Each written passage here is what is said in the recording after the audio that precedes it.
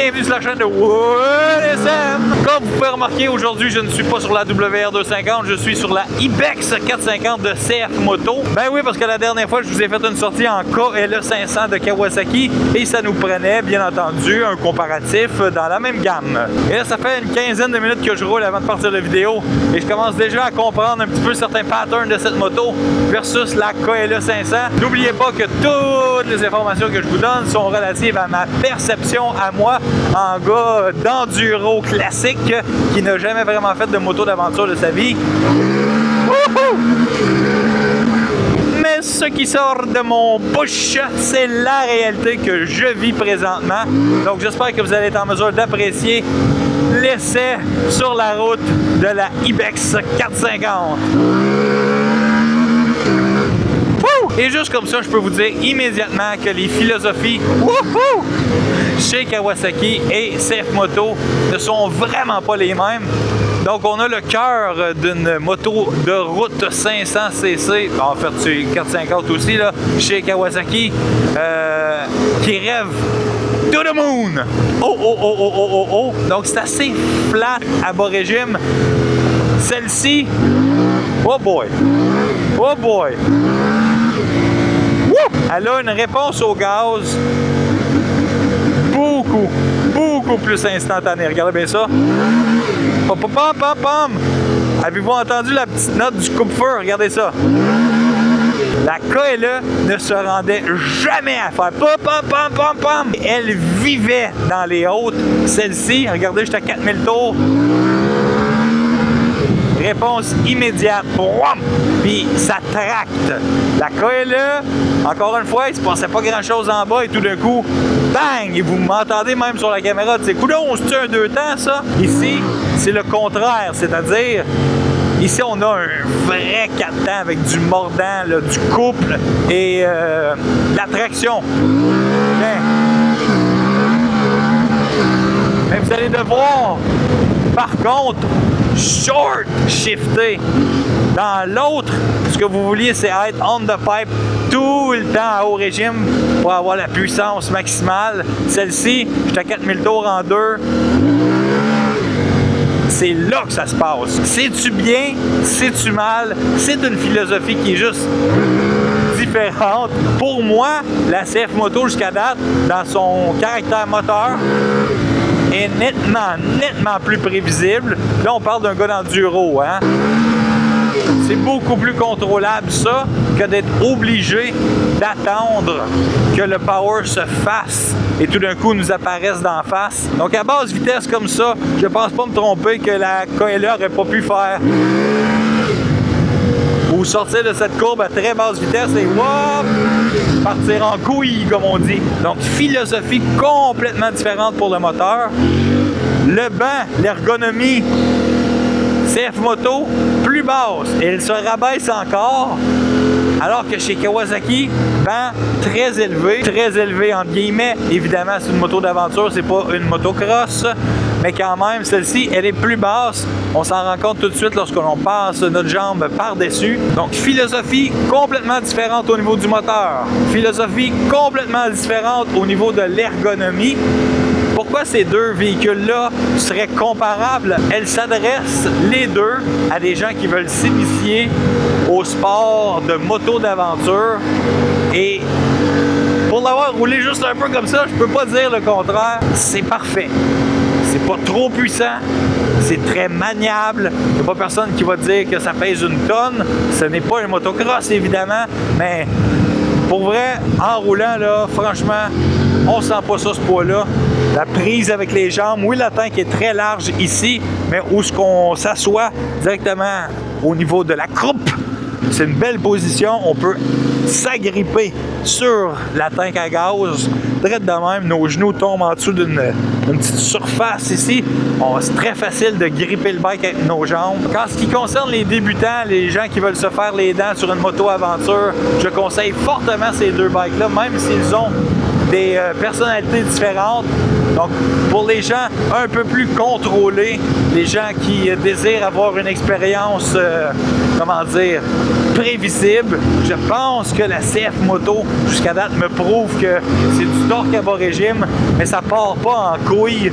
Tandis que la KLE 500, il se passe très peu, donc ça peut être bon pour un débutant, parce qu'il n'y a rien de surprenant avec les coups de gaz qui donnent des à-coups comme ça.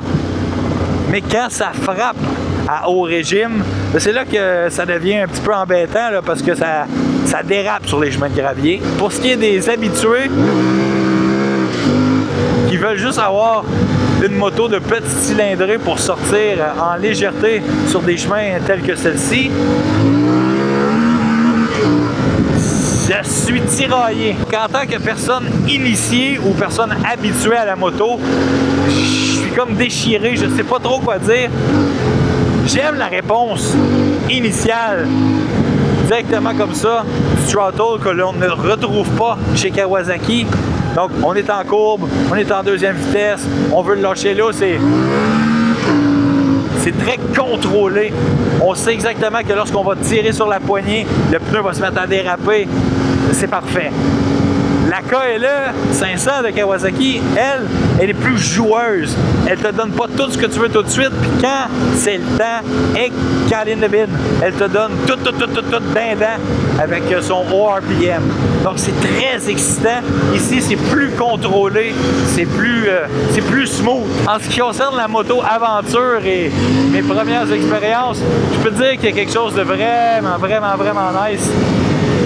C'est le fait de prendre un chemin de gravier tel que celle qu'on vient de prendre et le transformer en quelque chose de plaisant et d'excitant. Si on était sorti ici en enduro, ça aurait été dol. Mais avec une moto aventure, c'est juste suffisamment de défi pour que ça devienne... Bon, ici, on a une bonne courbe, on est en deuxième. Et...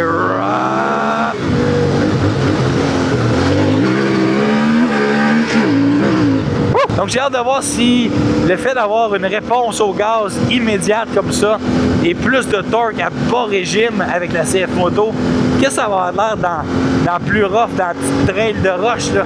On va aller la tester, on va aller voir ce que ça donne. Donc avant d'aller faire la section asphalte, je tiens à dire un très gros merci à Max Venture Power Sport à Hawkesbury qui m'a prêté ce véhicule pour être en mesure de venir vous faire ce petit review, ce petit recap des caractéristiques. Merci Max Venture Power Sport. Donc si vous voulez vous aussi essayer la Ibex 450 ou même la KLE 500, ils sont en démo présentement chez Max Venture Power Sport. Vous appelez, vous prenez un rendez-vous, vous vous présentez, vous avez du plaisir assuré. Donc, section plus asphaltée, on va voir le comportement de la CF Moto. Suspension. C'est dur à dire. Franchement, elle me semble un peu moins comme pose. C'est dur à dire. J'ai l'impression que la Kawasaki elle a un edge sur la CF Moto dans ces conditions-là. C'est dur à expliquer. On dirait que la suspension de la Kawasaki avait un drop, puis tout d'un coup, elle se mettait à coller l'asphalte bien comme il faut. Alors qu'avec celle-ci, j'ai senti un petit à-coup. Hop.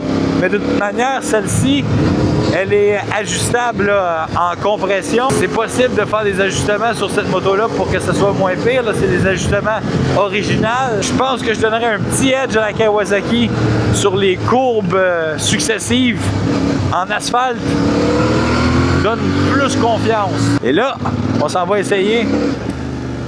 Comme la Kawa, on l'avait essayé dans le fond de crique en roche. J'ai bien hâte de voir ça. Qu'est-ce qui en retourne? Donc, on a une trail rocailleuse. Biding, badoum, biding, badang. Et on tombe dans les grosses patates ici. Ah, quand même.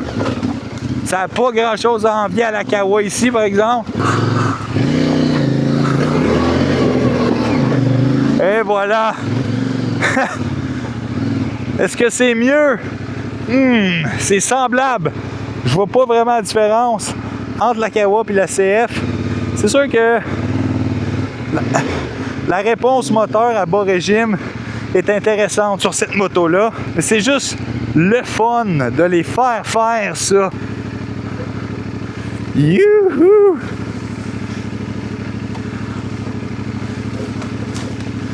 Voilà. Bading, badang, bading, badang. Hop, hop. Encore là, pas convaincu que ça n'avait pas été plus simple avec la Kawasaki, alors que sur la feuille, c'est inscrit que la Kawa est plus basse, donc elle devrait accoter plus. Quoi qu'il en soit, les deux motos, c'est franchement incroyablement fun de faire juste ça. T'as l'impression que tu es allé faire du off-road de fou. On va faire un bilan. Donc, en ce qui concerne le power de cette moto, la CF Moto, ça se fait à bas régime. Réponse sec et franche à chaque coup de gaz. C'est un avantage à basse vitesse et c'est plus facile à contrôler qu'une moto qui se met à avoir de la puissance complètement en haut et là on perd la traction. C'est pas son cas du tout à celle-ci. Hauteur de selle, franchement, juste à s'asseoir dessus, mettre les pieds par terre, ça donne confiance. Si on a des petites jambes, CF Moto, il faut l'essayer, voir si on peut l'adopter. Sur les chemins asphaltés, avec des successions de courbes pour aller bien tester la maniabilité, elle est très bonne, la CF Moto, mais la Kawasaki était exceptionnelle. Elle m'avait frappé comme étant quelque chose d'incroyable. Donc oui, peut-être que la Kawa a un petit edge à ce niveau-là. Et dans la trail, je sais pas, je pense que c'est assez ex-aequo, mais je m'aurais attendu qu'avec la puissance à bas régime et une skid plate qui est légèrement plus haute, on aurait eu une meilleure performance en off-road, alors que la réalité, c'est que je n'ai pas vu aucune différence. Un ou l'autre était parfaitement adéquat. C'est juste le fun de mettre une grosse babiole comme ça dans une trail dans laquelle ça devrait pas être. Tu te sens comme un super-héros qui est allé faire du off-road de compétition, alors que tout ce que tu as fait, c'est prendre une toute petite trail. Donc, on va aller essayer la CF Moto à 100 km/h, voir où on se situe dans le RPM et qu'est-ce que je ressens au niveau des vibrations. Donc, 100 km/h, 5500 tours. Il me semble que c'est à peu près ça qu'il y avait sur la KLE. Il faudrait regarder. C'est soit 5500 ou 6500 avec la KLE, je ne sais pas trop. C'est tout à fait acceptable. On roule très smooth à 100 km/h. Et là, je vais accélérer en 6. On est à 120. Pas de besoin de rétrograder ou rien. 105. On peut dépasser quelqu'un très facilement. Je ne sais pas pourquoi quelqu'un aurait besoin de plus que ça pour jouer avec des automobiles qui suivent la limite de vitesse. Donc, si vous voulez vous procurer une CF Moto Ibex 450, vous pouvez venir au très beau dealer Max Venture Power Sport à Hawkesbury. Le prix pour ce véhicule est de 8550 $, plus taxes bien entendu. Et si vous venez au Max Venture Power Sport à Hawkesbury, vous demandez de parler à Willy.